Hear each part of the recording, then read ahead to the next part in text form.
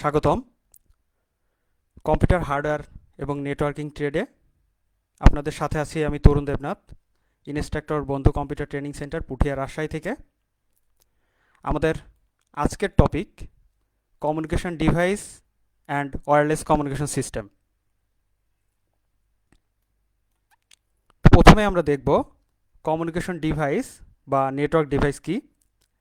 Data কমিউনিকেশনের জন্য যে সকল ডিভাইস বা যন্ত্রাংশ ব্যবহৃত হয় তাদেরকে কমিউনিকেশন ডিভাইস বলে।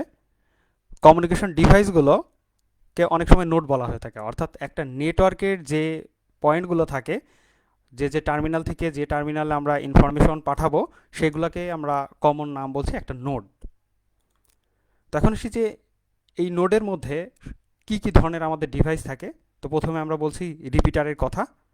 একটা সিগন্যাল ট্রান্সমিশনের সময় বিভিন্ন কারণে আস্তে আস্তে সিগন্যালটা দুর্বল হতে থাকে। তো একটা নির্দিষ্ট দূরত্ব অতিক্রম করার পর এর অস্তিত্বই লোপ পায়। তো সিগন্যালের এই অস্তিত্ব লোপ পাওয়ার পূর্বেই সিগন্যালকে পুনরায় বর্ধিত করা প্রয়োজন।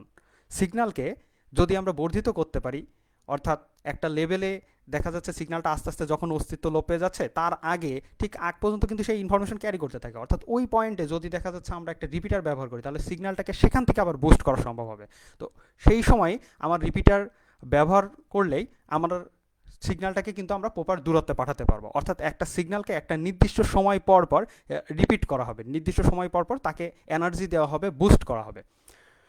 তো এরপরে প্রতিটি সিগন্যালের যে নির্দিষ্ট রেঞ্জ থাকে, যে রেঞ্জের পরে সিগন্যালটি আস্তে আস্তে দুর্বল হতে থাকে, এই রেঞ্জ পর পর যদি আমরা একটা করে রিপিটার ব্যবহার করি যাতে করে সিগন্যালের কোনো ক্ষতি না হয়, এই মতো অবস্থায় যদি আমরা একটা রিপিটার ব্যবহার করি তাহলে সিগন্যালকে অনেক দূরে আমরা পাঠাতে পারবো। তো এটি আমাদের ওএসআই মডেলের ডাটা লিঙ্ক লেয়ারে কাজ করে।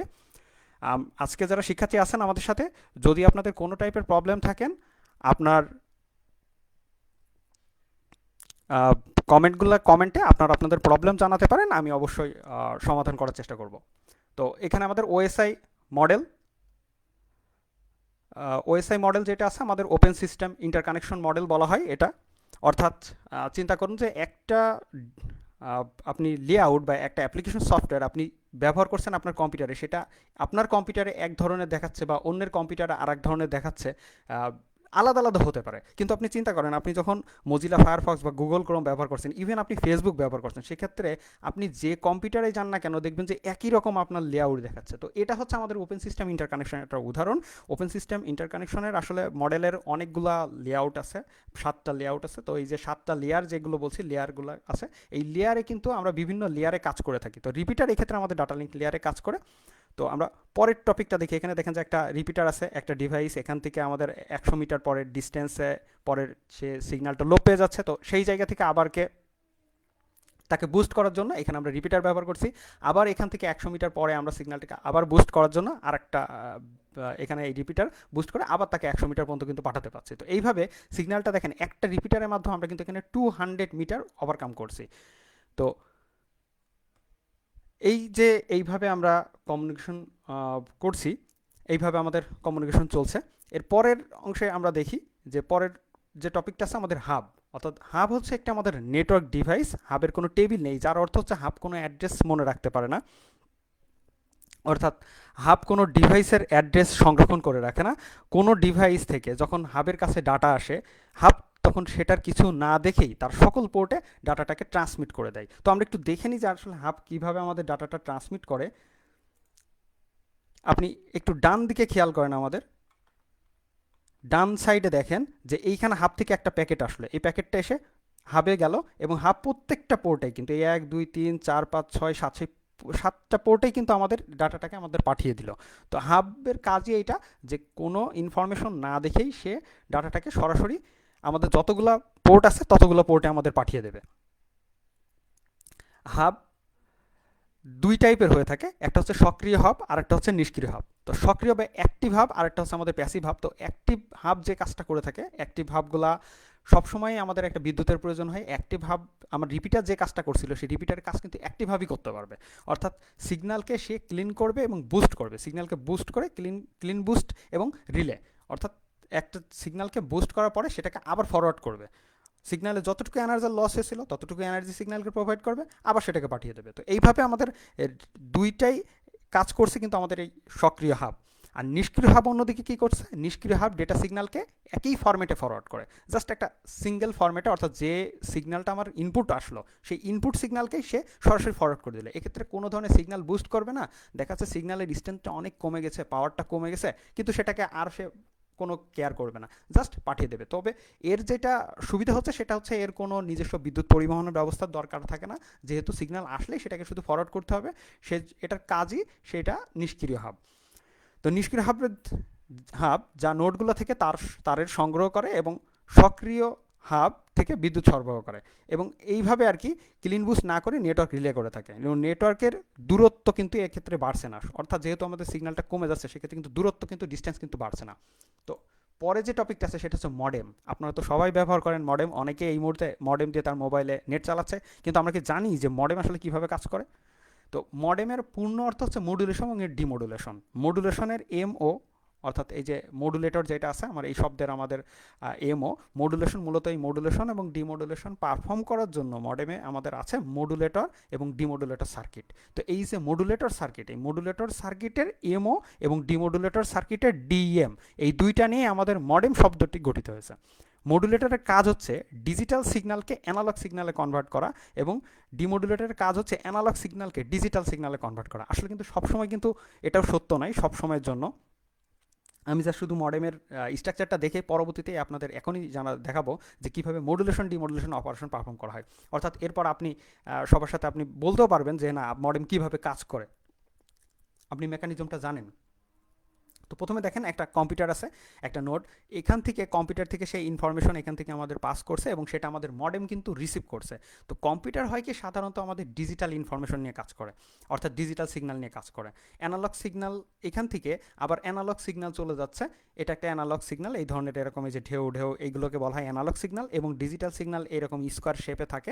তো এখান থেকে চলে যাচ্ছে আমাদের পিএসটিএন বা পাবলিক সার্ভিস টেলিফোন নেটওয়ার্ক বা পিটিএনও বলা হয়। তো এই যে নেটওয়ার্ক আমাদের এই মনে করেন যে মোবাইল স্টেশন বা দেখা যাচ্ছে বেজ স্টেশন, মোবাইল টাওয়ারগুলো যে কথা আর কি, তো এই টাওয়ারে চলে যাচ্ছে, সেখান থেকে আমাদের আবার কানেকশন আসছে মডেমে, মডেমে অ্যানালগ সিগন্যাল হয়ে অ্যানালগ সিগন্যাল থেকে আবার ডিজিটাল সিগন্যাল হচ্ছে। কিন্তু আমার প্রশ্ন হচ্ছে যে কেন এখানে শুধুমাত্র ডিজিটাল সিগন্যাল হবে আর কেনই বা এখানে অ্যানালগ হবে? উল্টাটাও তো হতে পারতো, কি অবশ্যই প্রশ্ন জাগতে পারে আপনাদের মনে। তো দেখি আসলে কেন এইটাই এখানে এই রকমই হচ্ছে। সিগন্যাল, তা একটু সিগন্যাল নিয়ে আগে একটু দেখি। তো ওখানে আমরা দুই টাইপের সিগন্যাল দেখছিলাম, এইরকম একটা আর এইরকম একটা, যেটাকে আমরা বলছিলাম, এটাকে বলছিলাম অ্যানালগ সিগন্যাল, এটাকে বলছিলাম ডিজিটাল সিগন্যাল। তো এই ডিজিটাল সিগন্যাল অ্যানালগ সিগন্যাল প্রত্যেকেরই সুবিধা অসুবিধা দুইটাই আছে। সেটা হচ্ছে অ্যানালগ সিগন্যাল যেটাকে সহজে প্রসেস করা যায় না এবং প্রসেস করা ঝামেলা, এখান থেকে ইনফরমেশন ক্যারি করা বা ইনফরমেশন রিট্রিভ করা, আবার যদি দেখা যাচ্ছে মাঝপথে আমার ইনফরমেশন লস হয়ে যায় সেখান থেকে সেগুলোকে আবার পুনর্জীবিত করা বা সেখান থেকে সেগুলোকে আবার নতুন করে আবার কারেকশন করা, ইনফরমেশন যদি ভুল হয়ে যায় সেটাকে আবার কারেকশন করা, কারণ চলার পথে দেখা যাচ্ছে কোনো জায়গায় আমার ইনফরমেশন লস হয়ে গেল, তাহলে সেই জায়গাতে তো ভুলটা কারেকশন করতে হবে। এই যে সিস্টেমের যে রোবাস্টনেস, এই ধরনের ফিচারগুলো কিন্তু অ্যানালগ সিগন্যালে নেই। কিন্তু অ্যানালগ সিগন্যালের একটা মেজর একটা ফিচার, সেটা হচ্ছে লং ডিস্টেন্স ক্যারি করতে পারে, অনেক দূর পর্যন্ত যেতে পারে। একইভাবে অন্যদিকে থাকছে আমাদের ডিজিটাল সিগন্যাল। তো ডিজিটাল সিগন্যালে কিন্তু এই যে আগে যে ফিচারগুলো খুব সহজেই আপনি দেখেন, এই যে ডিজিটাল সিগন্যালে একটা বাইনারি বিট স্ট্রিম আছে, অর্থাৎ আপনি যে কথা বলেন মোবাইলের মধ্যে কথা বলে সেটা কিন্তু প্রসেস হয় এই 101010 এইভাবে, কিন্তু একটা প্যাটার্নে একটা প্রসেস হয়, এটা বিভিন্ন হতে পারে, অর্থাৎ 001 01 201, অর্থাৎ যাই হবে না কেন সেটা 01-এর একটা বিট প্যাটার্ন তৈরি করবে। তো এই 01-কে বলা হয় আমাদের বিট। তো এই বিট প্যাটার্নটাকে কিন্তু সে পরবর্তীতে অ্যানালগ সিগন্যালে কনভার্ট করার পর সেটাকে আমাদের ফরওয়ার্ড করবে। ডিজিটাল সিগন্যাল এর আর একটা মেজর ডিসঅ্যাডভান্টেজ হলো এটা 1 মিটার ডিস্টেন্সের মধ্যে খুব ভালো কাজ করে, বাট 1 মিটার ডিস্টেন্সের বেশি গেলে সেটার সিগন্যালটা লস হয়ে যায়। অর্থাৎ এখান থেকে এই যে উপরের লেভেলটা দেখছেন আস্তে আস্তে এর ভোল্টেজটা কমতে কমতে সমান হয়ে যাবে। তো যখন সমান হয়ে যাচ্ছে, সমান হওয়ার অর্থ হচ্ছে এই পজিশন, যদি আমরা চিন্তা করি যে এই পজিশনটা, তাহলে সমান হওয়ার অর্থ হচ্ছে এখানে আছে আমাদের 0 আর এই পাশে উঁচু, তার মানে হচ্ছে এখানে জায়গাটাতে আমাদের আছে 1 আর এই পাশে 0 আবার 1, এইভাবে কিন্তু এটা সিগন্যাল দিয়েছে। তো আমাদের এখানে 0 1, তাহলে প্রথমে বুঝছি আমরা একটা এরকম শেপ থাকবে, তারপর আমাদের ডাউন হবে, তারপর আবার মনে করেন যে এরকম থাকবে, এইভাবে চলতে থাকবে। আবার যখন পরপর অনেকগুলো 1 আছে পরপর এইভাবে চলতে থাকবে। তো যেহেতু এই সিগন্যালটা বেশি ডিস্টেন্সে যেতে পারে না, তাই এই সিগন্যাল থেকে এই সিগন্যালে আমাদের ঘাড়ের উপর, এই সিগন্যালের ঘাড়ের উপর ভর করে আমাদের এই সিগন্যালটাকে কিন্তু পাঠাতে হবে। তো সেই জন্যই আমাদের মূলত মডুলেশন ডিমডুলেশন অপারেশন পারফর্ম করা হয়। তো মডুলেশনেরই উল্টা প্রক্রিয়াটা হচ্ছে আমাদের ডিমডুলেশন প্রক্রিয়া। মডুলেশন আসলে দুই টাইপের হয়ে থাকে, একটা হচ্ছে অ্যানালগ মডুলেশন আর একটা ডিজিটাল মডুলেশন। এটা আসলে অনেক একটা ভাস্ট একটা সাবজেক্ট, এই অ্যানালগ মডুলেশন, ডিজিটাল মডুলেশন। তো এই জায়গাতে আমরা যেটা করতে পারি যে অ্যানালগ সিগন্যাল যেটা আছে, আমরা দেখেন কিভাবে আর কি অ্যানালগ মডুলেশন হচ্ছে। অর্থাৎ আপনি যে সিগন্যালটা দিচ্ছেন, অর্থাৎ আমি যে কথা বলছি, এই আমার কথার যে সাউন্ডটা, এটা হচ্ছে এখন বর্তমান অ্যানালগ সিগন্যাল, আমার মুখ থেকে যেটা বের হচ্ছে। তো এই সিগন্যালকে আমি একটা হাই ফ্রিকোয়েন্সি একটা ক্যারিয়ার, অর্থাৎ ওই যে বলছিলাম যে অনেক বড় একটা শব্দ দেব, যে শব্দের খুব বেশি পাওয়ার, খুব মনে করেন দূরত্ব অতিক্রম করতে পারে, সেটার উপরে ভর করে আমার কিন্তু এই মুখের কথাটা কিন্তু অনেক দূর পর্যন্ত যাবে। এবং এর ফলে আমাদের দেখেন এই যে এই দুইটা আছে আমাদের অ্যানালগ অ্যামপ্লিটিউড মডুলেশন, এটা হচ্ছে ফ্রিকোয়েন্সি মডুলেশন। জাস্ট আপনারা নাম জানেন এবং দেখেন যে কিভাবে আমাদের চিত্রটা তৈরি হচ্ছে।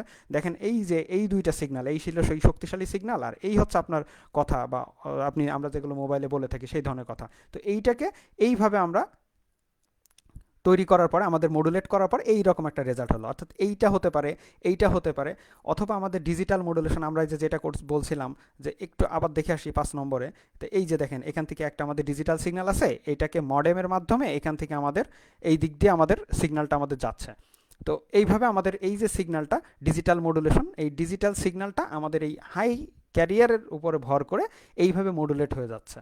যখন এখানে আমাদের হচ্ছে 1 আছে, তখন একটা হাই ফ্রিকোয়েন্সি ক্যারিয়ার, আবার একটা লো ফ্রিকোয়েন্সি ক্যারিয়ার, এইভাবে দিয়ে আমাদের কিন্তু ক্যারি করে যাচ্ছে। অর্থাৎ এই ধরনের একটা সিগন্যাল আমাদের এই যে 5 নম্বর স্লাইডে আমরা দেখে আসলাম, এই এর মধ্য দিয়ে কিন্তু আমাদের চলে যাচ্ছে, যে আমাদের বেজ স্টেশন থেকে আবার এরকম সিগন্যাল আসছে সেই মডেমে, আরেকটা মডেমে, এই মডেম থেকে তারপরে আমাদের দেখেন যে ডিজিটাল সিগন্যাল হয়ে আমাদের এখানে কম্পিউটারে পৌঁছাচ্ছে।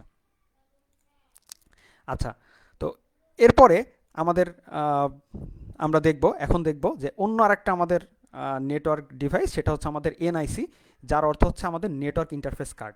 কম্পিউটারকে কম্পিউটারের নেটওয়ার্কের সাথে যুক্ত করার জন্য আমাদের নেটওয়ার্ক ইন্টারফেস কার্ডের আমাদের প্রয়োজন হয়। তো এই কার্ডকে ল্যান কার্ড বা নেটওয়ার্ক অ্যাডাপ্টারও বলা হয়। ল্যান কার্ড মাদারবোর্ডের বিভিন্ন আকৃতির স্লটের মধ্যে বসানো থাকে। অধিকাংশ এনআইসি কম্পিউটারের সাথে বিল্ট ইন থাকে, অর্থাৎ সবসময় কিন্তু এটা কম্পিউটারের সাথে বিল্ট ইন। আপনি খেয়াল করে দেখতে পারেন আপনার যে কম্পিউটারের একটু ডানে বামে বা দেখা যাচ্ছে আপনার যদি ডেস্কটপ হয়, তাহলে আপনি ডেস্কটপে একটু পেছন দিকে বর্তমান এখনই দেখতে পারেন যে পিছনে একটা এই ধরনের একটা পোর্ট আছে। তো এই ধরনের পোর্টের সাথে আমাদের এই ধরনের একটা যে ল্যানের যে কেবল আছে, এই কেবলগুলো যদি আমরা কানেক্ট করি, যেটাকে বলা RJ45 পিন, আর এটাকে বলা হয় আমাদের সকেট। তো এই RJ45 সকেট থাকে এখানে, কিন্তু আমাদের কানেক্ট করার পরে কিন্তু আমাদের নেটটা কানেক্ট হয়। তো এর জন্য অবশ্যই এই নেটওয়ার্ক ইন্টারফেস কার্ডের কিন্তু একটা আমাদের আলাদা একটা ড্রাইভার থাকে, যেটা না ইনস্টল করলে আমাদের কিন্তু কম্পিউটারে কিন্তু নেট ব্যবহার করা যায় না। এই জন্য যখন আমাদের কম্পিউটার উইন্ডোজ সেট আপ দেওয়ার পর আমাদের ইনস্টল করা হয়, তো সেই সময় কিন্তু আমাদের এই ড্রাইভার সফটওয়্যারগুলো কিন্তু ইনস্টল করে দেওয়া হয়। তো কিভাবে এটা করে, এই নেটওয়ার্ক ইন্টারফেস কার্ডের কিন্তু একটা ম্যাক অ্যাড্রেস থাকে, যেই ম্যাক অ্যাড্রেস 48 বিটের একটা ইউনিক কোড হয়। তো এই ইউনিক কোডটা দিয়েই কিন্তু আমার পিসি ডিটেক্ট করতে পারে ইন্টারনেটের মাধ্যমে যে ওই পিসিতে আমাকে এই ইনফরমেশনটা পাঠাতে হবে, বা ওই পিসি থেকে আমাকে বলছে যে আমার এই জিনিসটা দরকার, এই ছবিটা দরকার, এই ভিডিওটা দরকার, এই গানটা দরকার, তাহলে সেটা আমাকে পাঠাও। তো ওই যে অ্যাড্রেসটা আছে, এখানে যে রম আছে, এই যে দেখছেন আপনারা রম আছে, তো এই রমের যে আইসি আছে এখানে আমাদের এটা হোল্ড করে রাখে, এবং ওই ইনফরমেশনের উপর ভিত্তি করে আমাদের কিন্তু খুঁজে পায় আমাদের পিসিটা কোথায় আছে, এবং সেখান থেকে আমাদের কিন্তু পিসিতে ইনফরমেশনটা পাঠানো হয়। পরবর্তীতে দেখি আমরা সুইচটা কি বলে।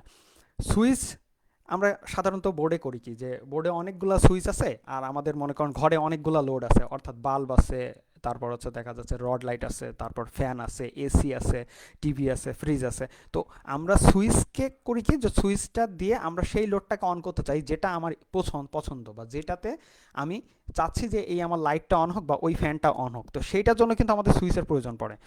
তো এই ক্ষেত্রে আমাদের সুইচ একটা নেটওয়ার্ক ডিভাইস, যেটা আসলে মূলত ওই পার্টিকুলার ডিভাইসকেই অ্যাক্টিভ করবে, যে ডিভাইসে আমি আমার ইনফরমেশনটা পাঠাতে চাই। অর্থাৎ একটা পোর্ট থেকে আরেকটা পোর্টে যে আমাদের ইনফরমেশনটা যাবে, সেটা কিন্তু আমাদের এই সুইচই ঠিক করে দেয়। তো একে ল্যান ডিভাইসও বলা হয়।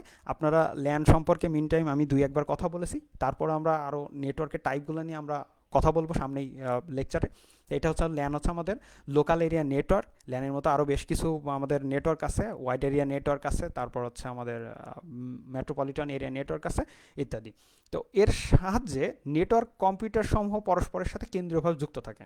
অর্থাৎ নেটওয়ার্কগুলো আমাদের যে কম্পিউটারগুলো, একটা যদি আমরা স্টার টপোলজি, আমি টপোলজিতে এখনও আসিনি, টপোলজি আমরা ধীরে ধাপে ধাপে যেতে থাকবো। তো যখন দেখবেন যে একটা সুইচ আমরা যদি সেন্ট্রালে ব্যবহার করি, সেখান থেকে কিন্তু আমরা যে কোনো কম্পিউটারে কিন্তু কানেকশন দিতে পারবো, অর্থাৎ যেটাতে চাবো সেই কম্পিউটার থেকে সেই কম্পিউটার আমি ইনফরমেশন দেবে। এবং এই ক্ষেত্রে হাবের সাথে এর যে পার্থক্য হচ্ছে, হাব কিন্তু ডাটাটা চেক করে না, আসলেই সেটাকে ফরওয়ার্ড করে দিল সবগুলোতে। আপনারা দেখছিলেন অ্যানিমেশনটা যে সবগুলোতে ফরওয়ার্ড করে দিল, কিন্তু এখানে কিন্তু এই ফরওয়ার্ডিংটা নাই। এখানে করবে কি, ফার্স্টে দেখবে যে কাকে পাঠাতে চাইছে, সো ওকেই পাঠাও। তো এইভাবে যদি চলতে থাকে তাহলে কিন্তু সেই ক্ষেত্রে আমাদের কলিশনের সম্ভাবনা থাকে না। এবং এক্ষেত্রে একটা প্রবলেম হচ্ছে যে এটা সুইচ কিন্তু কোনো ফিল্টারিং করে না, অর্থাৎ যে হাব যে একটা করছিল, সক্রিয় হাব যে কাজটা করছিল, যে সেটাকে আপনার বুস্ট করছিল, তো এই ধরনের কাজগুলো সুইচে পারফর্ম করা যায় না। তারপরেও যেহেতু এখানে কোনো একটা অ্যাড্রেস ধরে রাখে, যে অ্যাড্রেসের মাধ্যমে আমাকে ডিটেক্ট করবে যে আমাকে ওই জায়গাতে পাঠাতে হবে, সেটা হচ্ছে আমাদের কমপ্লেক্স কনফিগারেশন হয়ে থাকে এই জন্য। এরপরে আসছি আমরা, পরের টপিক হচ্ছে আমাদের ব্রিজ। আচ্ছা, ব্রিজ নামটা আপনাদের কাছে পরিচিত। গ্রামে দেখা যাচ্ছে আমাদের একটা নদী আছে বা একটা খাল আছে, এই পাশে এক গ্রাম, ও পাশে আর এক গ্রাম, তো এই গ্রাম থেকে ওই গ্রামে যাওয়ার জন্য ব্যবহার করি ব্রিজ। কিন্তু কম্পিউটার নেটওয়ার্কের মধ্যে আবার ব্রিজ চলে আসলো কেন? আসলে নামটা কিন্তু ওইভাবেই আসছে যে ব্রিজ দুইটা বা ততোধিক আলাদা আলাদা সেগমেন্টকে, আলাদা আলাদা টাইপের ডিভাইসকে বা নেটওয়ার্ককে একসাথে জয়েন করার জন্য, আলাদা আলাদা যে নেটওয়ার্কগুলো আছে সেগুলোকে একসাথে জয়েন করার জন্য ব্রিজ ব্যবহার হয়। তবে ব্রিজের একটা বিশেষত্ব হচ্ছে, ব্রিজ কিন্তু সবসময় আমার যে একই প্রোটোকল বিশিষ্ট নেটওয়ার্ক যেগুলো হবে, অর্থাৎ কাছাকাছি প্রোটোকল বা একই প্রোটোকলে যেগুলো থাকবে আমাদের, অর্থাৎ এইটা আছে মনে করেন যে এ নেটওয়ার্ক, এটাও যে প্রোটোকল ব্যবহার করছে এটাও সে প্রোটোকল ব্যবহার করছে। আপনাদের মনে হতে পারে যে প্রোটোকল বিষয়টা আবার কি, আমি একটু বলি। প্রোটোকল বিষয়টা হচ্ছে একটা নেটওয়ার্ক, সে ডাটা কমিউনিকেশন করবে, নিশ্চয়ই কিছু নিয়ম কানুন মেনে কমিউনিকেশন করবে। যেমন একটা নিয়ম হতে পারে যে আপনি কাউকে ডাটা পাঠাচ্ছেন, ফোনে ডাটা পাঠাচ্ছেন। আচ্ছা, কথা বলার সময় প্রায় আমরা এরকম বলি না, ফোনে মনে করেন ফোনে ডাটা পাঠাচ্ছি বা আমি কথাবার্তাগুলো পাঠাচ্ছি, তখন বলি শুনতে পেয়েছো, তুমি কি শুনতে পেয়েছো? অর্থাৎ তারপর সে অ্যাকনোলেজ করে যে হ্যাঁ আমি শুনতে পেয়েছি, তুমি তারপরে বলো। অর্থাৎ একটা অ্যাকনোলেজ করার পরেই কিন্তু আমার যখন সন্দেহ হচ্ছে যে না, সে শুনতে পাচ্ছে কি পাচ্ছে না আমার কথাগুলো, তখন কিন্তু সে আমাকে অ্যাকনোলেজ করার জন্য আমি তাকে বলছি, দেন সে আবার আমাকে অ্যাকনোলেজ করলে পরবর্তীতে আমি পরের কথাগুলো বলছি। এই যে একটা প্রোটোকল, অর্থাৎ আমি কথা যে পাঠিয়েই যাচ্ছি এমন কিন্তু না, আমি পাঠাচ্ছি, সে শুনছে, সে বলছে হ্যাঁ আমি পেয়েছি, ওকে, তারপর আমি আবার বলা শুরু করছি। তো এই যে প্রোটোকল, এই প্রোটোকলগুলো, যেসব নেটওয়ার্কগুলো আমার একই ধরনের প্রোটোকল ব্যবহার করে, সেইগুলোকে একসাথে কানেক্ট করার জন্য আমাদের ব্রিজ তৈরি করা হয়। তো এখানে ব্রিজ সম্পর্কে বিভিন্ন কথাবার্তা বলা হয়েছে। ব্রিজ হচ্ছে মূলত একটা সুইচের মতোই কাজ করে থাকছে, কিন্তু সুইচ এবং সুইচের সাথে ব্রিজের পার্থক্য হলো, সুইচ একটা নোডকে অন্য নোডের সাথে সংযুক্ত করে, ব্রিজ একটা নেটওয়ার্ককে অন্য নেটওয়ার্কের সাথে যুক্ত করছে। এক্ষেত্রে ছোট ছোট অনেকগুলো নেটওয়ার্ককে একসাথে ব্রিজ যুক্ত করে থাকে। এরপর আসছে আমাদের পরবর্তী টপিক হচ্ছে আমাদের রাউটার। এক নেটওয়ার্ক থেকে আর এক নেটওয়ার্কে ডাটা পাঠানোর পদ্ধতিকে বলা হয় আমাদের রাউটিং। আর এই রাউটিংয়ের জন্য ব্যবহৃত হয় ডিভাইসই হলো আমাদের রাউটার। তো রাউটার, আপনারা জানেন আপনার বাসা বাড়িতে একটা রাউটার আছে, অর্থাৎ সেই রাউটারটা সিগন্যালকে আপনার মনে করেন মোবাইলে পাঠায়, অর্থাৎ ওয়্যারলেসলি যদি পাঠাতে হয়, সেটাও কিন্তু আপনার রাউটার পাঠাচ্ছে। তো একটা নেটওয়ার্ক থেকে আরেকটা নেটওয়ার্কে ডাটা প্যাকেটগুলোকে সেন্ড করার যে কাজটা, সেটাই করে থাকে কিন্তু আমাদের রাউটার। তো রাউটার কীভাবে করে থাকে? রাউটারের মধ্যে কিন্তু এই যে আমরা যে ডিভাইসগুলো যখনই আমরা অ্যাড করছি রাউটারের সাথে, তখন কিন্তু রাউটারে একটা আমাদের অ্যাড্রেস জুড়ে নিচ্ছে। আমি যখন আমার মোবাইলটা রাউটারের সাথে আমি কানেক্ট করে নিচ্ছি, তখন কিন্তু এই অ্যাড্রেস তৈরি হয়ে যাচ্ছে। ঠিক এই কাজটাই করা হয় যে প্রথমে কিন্তু যখন আমরা রাউটারটা প্রথমে বাজার থেকে কিনে না, আমি কিন্তু আমার পিসিতে লাগালে কিন্তু রাউটারটা কাজ করবে না, তার জন্য রাউটারকে কনফিগার করার দরকার হয়। আমরা বলি না যে রাউটারটাকে আগে কনফিগার করে নিয়ে আসি। তো যারা আমার আইএসপি আছে বা ইন্টারনেট সার্ভিস প্রোভাইডার আছে, তারা করে কি আমাদের এই গন্তব্য ঠিকানাটা আমাদেরকে সেট করে দেয়, তারপরে আমি সেইটা দিয়ে, সেই রাউটার দিয়ে আমি কিন্তু যে কোনো ডিভাইসগুলো কিন্তু আমরা ব্যবহার করতে পারি। তো রাউটার একটা সিগন্যাল যখন সেই রাউটার পর্যন্ত আসে, নেটওয়ার্কের আসার পরে সেটাকে ওয়্যারলেসলি হোক বা দেখা যাচ্ছে ওয়্যার্ড মাধ্যমে হোক, সেটা কিন্তু ফরওয়ার্ড করে দেয়। দুইভাবে সে করতে পারে, এই কাজটা কিন্তু রাউটার পারে।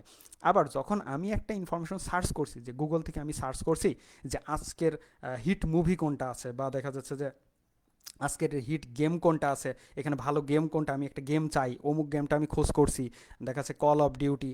তো এই যে এই গেমগুলো আমি খোঁজ করছি, এই যে সার্চ করছি, এই সার্চ করলে কিন্তু আমার ইনফরমেশনও কিন্তু সেই নেটওয়ার্কে পাঠাতে হবে, আমার ইনফরমেশন কিন্তু সেই সার্ভারে পাঠাতে হবে। যে কাজটা কিন্তু এই রাউটারই খুঁজে আমারটা থেকে নিয়ে ওখানে ইনফরমেশনটা পাঠাচ্ছে, ওখান থেকে সার্ভার থেকে প্রসেস করার পর আবার সার্ভার থেকে সেই জায়গাতে এই রাউটারের মাধ্যমে কিন্তু আমার পিসিতে কিন্তু ইনফরমেশনটা পাঠাচ্ছে। সো কত সুন্দর একটা কাজ এবং অপারেশনটা কিন্তু ইজিলি করছে রাউটার। কিন্তু যেহেতু এত অপারেশন পারফর্ম করতে হয়, সেহেতু এর রাউটার ব্যবহার করলে আমাদের যেটা হয়, আমাদের নেটওয়ার্কটা একটু স্লো হয়, তবে সেটা খুব মেজর আকারে কিছু না। এরপর আসছে আমাদের গেটওয়ে। তো গেটওয়ের আমাদের যে কাজটা করে, গেটওয়ে মূলত আমাদের একটি নেটওয়ার্ক ডিভাইস, যা ওয়ান কে ডিভাইসকে বলা হয়। তো এই ভিন্ন প্রোটোকল বিশিষ্ট দুই বা ততোধিক নেটওয়ার্ককে একসাথে সংযুক্ত করে। অর্থাৎ ব্রিজের ক্ষেত্রে ব্রিজ যে কাজটা করতো, গেটওয়ের ক্ষেত্রে গেটওয়েটা আপনি চিন্তা করেন বর্ডার, অর্থাৎ বাংলাদেশের মনে করেন ইন্ডিয়ার বর্ডার, বা দেখা যাচ্ছে ইন্ডিয়া চায়নার বর্ডার, যে এই যে বর্ডারগুলো আছে, অর্থাৎ বর্ডার বলছি যে একটা ভিন্ন প্রোটোকল, অর্থাৎ বাংলাদেশ একটা প্রোটোকলে চলছে, দেখা যাচ্ছে আমাদের পার্শ্ববর্তী দেশ ইন্ডিয়া আরেকটা প্রোটোকলে চলছে, বা চায়না আরেকটা প্রোটোকলে চলছে। এই যে ভিন্ন ভিন্ন প্রোটোকলের মধ্যে যখন আমাদের ডাটা ট্রান্সফার দরকার হবে, তখন কিন্তু আমরা সেই ক্ষেত্রে আমরা ব্যবহার করব গেটওয়ে। তো এই ক্ষেত্রে বিভিন্ন নেটওয়ার্ক ডিভাইস যেমন হাব, সুইচ, রাউটার ইত্যাদি প্রোটোকল ট্রান্সলেশনের সুবিধা দেয় না, কিন্তু গেটওয়ে কিন্তু ট্রান্সলেশনের সুবিধা। অর্থাৎ ট্রান্সলেশন বলতে বোঝাই যে এক ভাষার প্রোটোকলকে সে অন্য ভাষায় প্রোটোকলে কনভার্ট করে নেয়, নেওয়ার পরে তারপরে দেয়, এই যেটা অন্যরা পারে না, বিধায় অন্যান্যরা গেটওয়ের সুবিধাটা প্রোভাইড করতে পারে না। তো এরপরে এখন আমরা আসি wireless communication system. Meantime আমরা ডিভাইসগুলো দেখলাম। আপনাদের যদি কারো কোনো প্রবলেম থাকে তাহলে অবশ্যই জানাবেন। তো এরপরে পরে যেটা আমাদের টপিক আছে, সেটা হচ্ছে ওয়্যারলেস কমিউনিকেশন সিস্টেম। বর্তমান বিশ্বে বিভিন্ন ক্ষেত্রে কিন্তু ওয়্যারলেস প্রযুক্তি ব্যবহার হচ্ছে। তো এই ওয়্যারলেস প্রযুক্তিগুলো যেসব ক্ষেত্রে আমরা ব্যবহার করি, সিকিউরিটি সিস্টেম, ধরেন ওয়্যারলেসলি আপনি মনিটরিং করতে চাচ্ছেন আপনার বাসা বাড়িতে কোনো চোর ঢুকছে কিনা। তো এই যে যেখান থেকে আপনি মনিটরিং করতে চাচ্ছেন, মনে করেন যে আপনি আছেন আপনার অফিসে, দেখতেছেন আপনার বাসাতে কোনো চুরি হচ্ছে কিনা, বা আপনি অন্য জায়গাতে আছেন, সেখান থেকে আপনার বাসা মনিটরিং করার জন্য কিন্তু আইপি ক্যামেরা ব্যবহার করছেন, সে কিন্তু কিন্তু একটা ওয়্যারলেস প্রযুক্তি ব্যবহার করছে। টিভি রিমোট আপনি যেটা ব্যবহার করছেন, টিভিতে কন্ট্রোল করছেন, তার সাথে কি কোনো তার আছে? না, সেটা কিন্তু আমাদের রিমোটলি কন্ট্রোল করা হচ্ছে। সেক্ষেত্রে এই ক্ষেত্রে কিন্তু একটা আমাদের ওয়্যারলেস একটা কমিউনিকেশন সিস্টেম ব্যবহার করা হচ্ছে। তারপর হচ্ছে আমাদের সেলুলার টেলিফোন, অর্থাৎ সেল বেসড একটা টেলিফোন সিস্টেম কিন্তু আমরা ব্যবহার করছি এখানে, সেলুলার টেলিফোন সিস্টেম, অর্থাৎ সেল বেসড। আমরা কিভাবে মোবাইল কমিউনিকেশন হয়, অর্থাৎ এক মোবাইল থেকে আরেকটা মোবাইলে কিভাবে আমরা কথাবার্তা বলি, এটা কিভাবে হয়, এই জিনিসটা কিন্তু আমরা খুব শীঘ্রই কিন্তু আমরা দেখবো পরের লেকচার। আমাদের আলাদা একটা লেকচারই আছে শুধুমাত্র ওই কমিউনিকেশনের উপরে, যে কীভাবে আমার মোবাইল কমিউনিকেশনগুলো হয়। তো এরপর আসছে আমাদের ওয়াইফাই।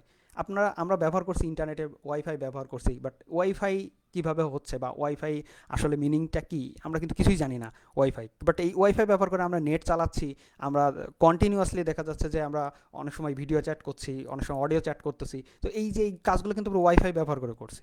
এরপর আসছে ওয়্যারলেস এনার্জি ট্রান্সফার। ওয়্যারলেসলি আমরা বিভিন্ন ডিভাইসে, বর্তমানে এটা খুবই লেটেস্ট একটা প্রযুক্তি, যে ওয়্যারলেসলি বিভিন্ন ডিভাইসে আমরা পাওয়ার দিচ্ছি, পাওয়ার সাপ্লাই দিচ্ছি, যাতে করে সেই ডিভাইসটা আমাদের রান হয়। তো এটা হচ্ছে আমাদের ওয়্যারলেস এনার্জি ট্রান্সফার প্রসেস। এরপর হচ্ছে আমাদের কম্পিউটার ইন্টারফেস ডিভাইস আছে। এছাড়া কিছু ডিভাইস আছে, যেমন মনে করেন ওয়্যারলেস মাউস বের হয়েছে, এখন ওয়্যারলেস কিবোর্ড বের হয়েছে, অর্থাৎ কিবোর্ডের মাধ্যমে আমি কিন্তু সেই ওয়্যারলেসের মাধ্যমে কিন্তু আমি কিন্তু কিবোর্ডের সাথে আমার কম্পিউটারের কাজ করছি। অর্থাৎ আপনার ল্যাপটপ বা কম্পিউটার আছে মনে করেন দূরে, আর আপনি বেডে শুয়ে সেখান থেকে কিবোর্ড বা ল্যাপটপ আপনার হচ্ছে মাউস দিয়ে দূর থেকে কন্ট্রোল করতে পারছেন। তো এখন এই টেকনোলজিগুলো আমি দেখব, এবং টেকনোলজিগুলোর পাশাপাশি তাদের বৈশিষ্ট্য বা সুবিধা অসুবিধা নিয়ে আমরা দেখব যে আসলে কীভাবে কাজ করে। তো ব্লুটুথ হচ্ছে তারবিহীন স্বল্প দূরত্ব আদান প্রদানের জন্য, ডাটা আদান প্রদানের জন্য এটা ব্যবহার করা হয়।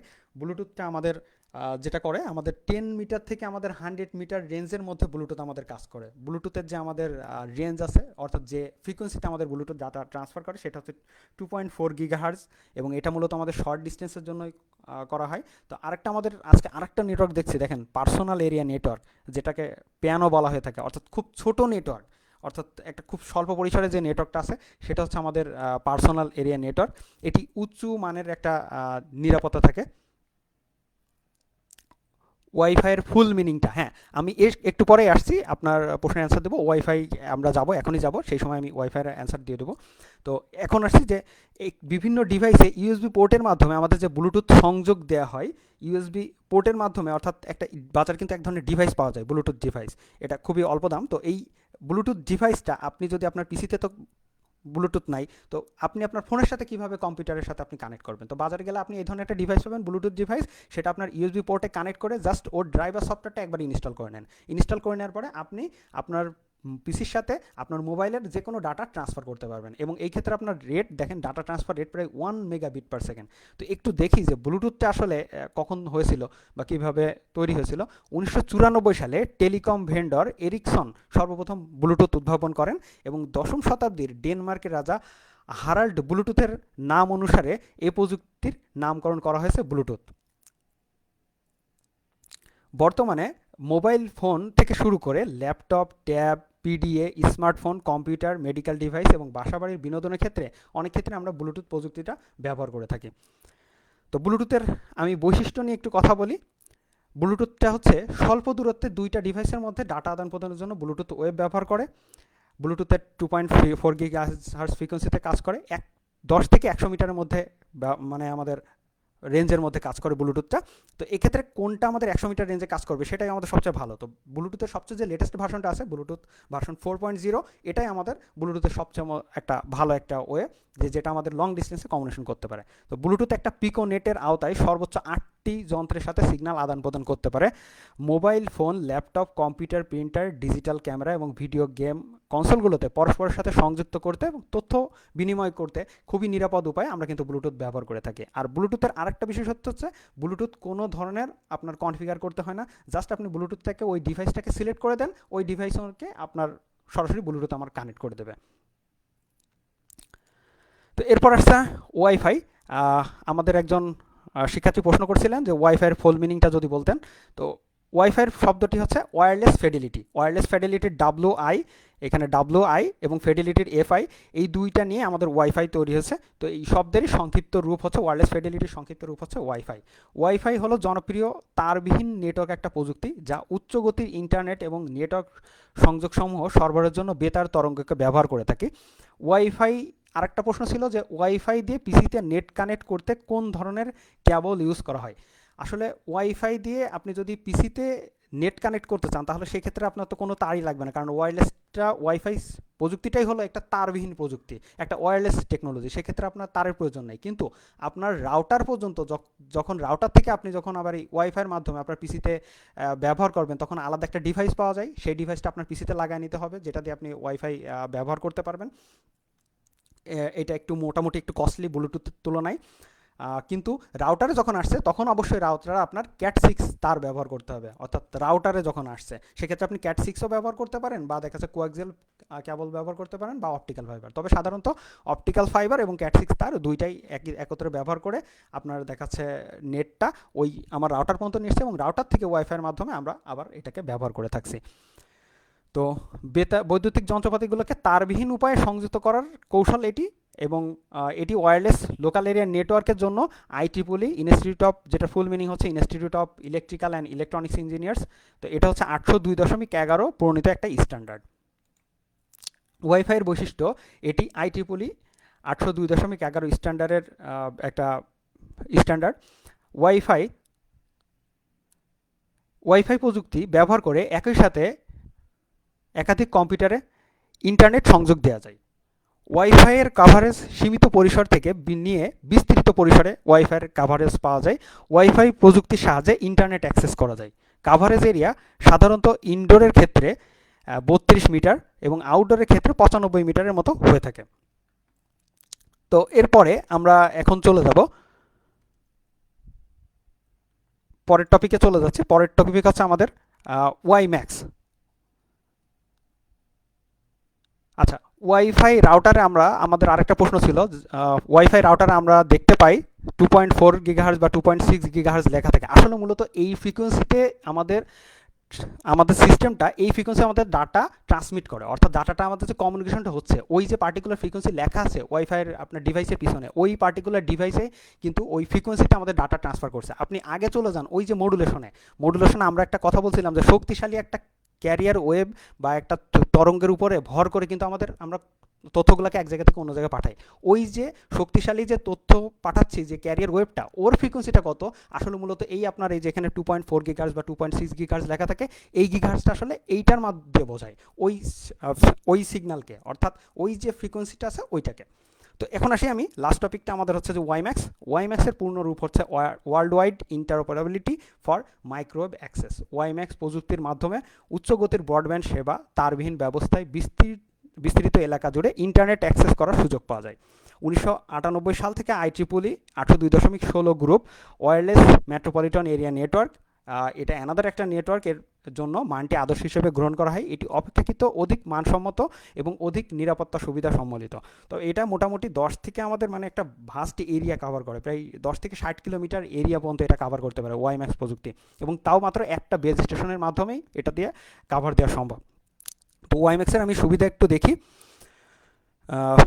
তার আগে আমি আরেকটা প্রশ্ন আমি বলছি, পাওয়ার পয়েন্টের সমস্ত বিষয়গুলো আমাদের জন্য যদি আপলোড করে দেন তাহলে বুঝতে আরও সহজ হতো।